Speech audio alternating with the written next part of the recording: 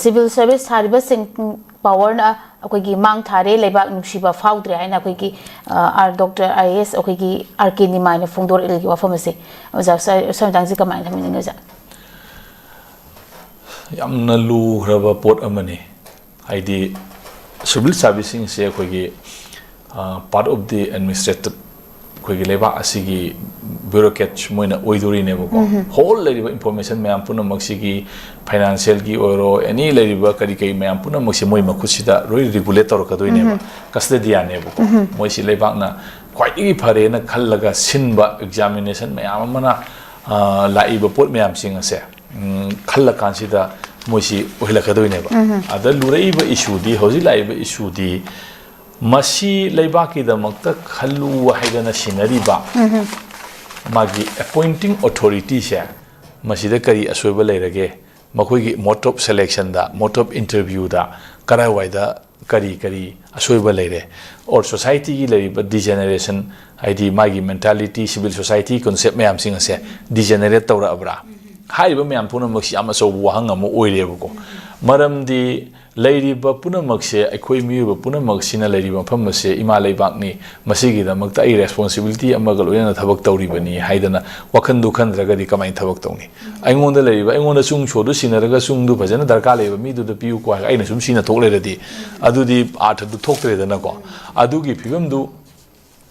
kanana check tawri kanana check tawri haiba sineba kanana check tawri haiba kandadi moigi mathakdadi ultimately khoigi miyamna khanba popular government amdi leridana mokhoi sing asibu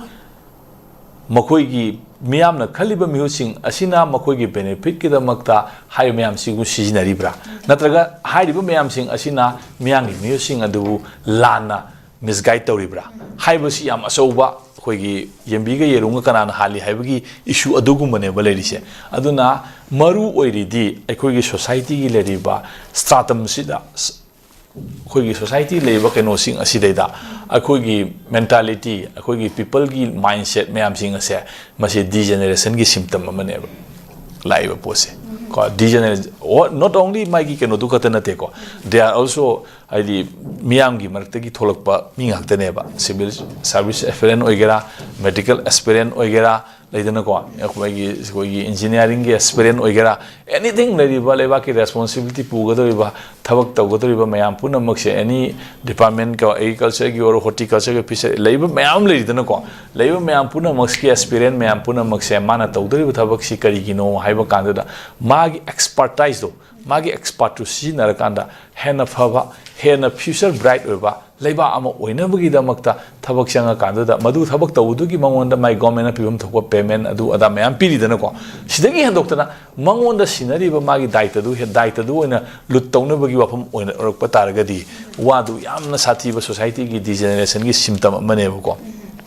maduda ultimately warakadori di kanano haiba kandu da akhoi gi mogi mathakta phamiba bureaucrat sing adu yengchilliba adu makhoi bu power exercise tawalliba khoi gi executive minister sing haitare ko summa mayam ama leiri law court mayam leiri si mayam sing si yauna society sin whole breakdown to ro kan sida loimak sian reaction thokane ba ko masi dia khoi na Einstein gi theory relativity su yaure ama to sa loimu yaure ba ko sigi sian reaction se masi akhoi whole kenosi degenerate tarupagi symptom amane ba si mokoi ka taina bi yaroi ba society gi degeneration gi chain reaction amane ba aduna akhoi gi as a whole complete keno ma to si ngang handa su akhoi quantum physics keno da thola amane ba past present future ase at the same time simultaneously present oy na adu tagadi pose as a whole lady ba posing ase akhoi na masi moi khakta tongan khaido yeng ba yaroi punna akhoi yengbam sangeba adana society sigi leriba mayam puna maksha degenerate tawpagi symptom ni any system amada failure orak bai buse any institution amada failure orak bai se political institution to oisanu akhoi gi bureaucracy gi institution to oisanu civil society gi institution to oisanu law court gi institution any whatever existing society institutions of the society je masi deida leriba magi kaitharakpa machat ama uba taragadi madara kaithara ise existing institution du khak nateba whole system of the society do ne ba kai thare ise adu tagadi masigi responsibility se kanano haiba kan ultimately akoi people da masana ta jabane aduna people haiba se madu consciousness su yaw dragadi masana dum haiba me apun make to mayam ke tholoka da wa tan doctor su engineer su bureaucrat su adi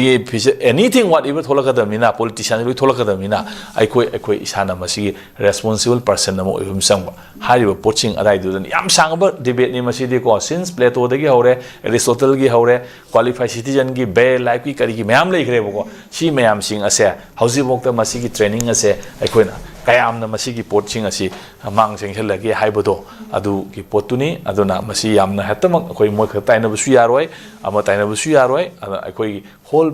people puna maksigi responsibility ma lawina ba changi na is maina thamjage